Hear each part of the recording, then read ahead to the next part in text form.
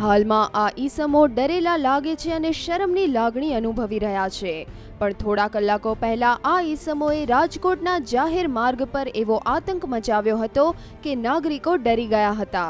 આ ઈસમોએ રાહદારીઓને રોકીને અનેક પરિવારોને માર માર્યો હતો, તેમજ 5 થી 6 કારમાં તોડફોડ કરવામાં પણ આવી હતી। ત્યારે રાજકોટ પોલીસે ગણતરીના કલાકોમાં 6 આવારા તત્વોને ઝડપી પાડ્યા હતા। પોલીસે આ લોકોને જાહેરમાં કાયદાનું ભાન કરાવ્યું હતું। ગોંડલ રોડ પર આવેલા બોમ્બે હોટલથી માલવિયા ચોક સુધી આ ઈસમોએ આતંક મચાવ્યો હતો। કારણ વગર જ તેમણે લોકોની કારમાં તોડફોડ કરી હતી। આ ઘટનાને પગલે શહેરીજનો ભયભીત થયા હતા। જો કે પોલીસ એક્શનમાં આવતા આ આતંકી તત્વો ફફડી ઉઠ્યા હતા। એ ડિવિઝન પોલીસે આરોપીઓને સાથે રાખીને તેમનું પંચનામું કર્યું હતું અને જાહેરમાં તેમને ફેરવીને તેમની ભૂલનું ભાન પણ કરાવ્યું હતું।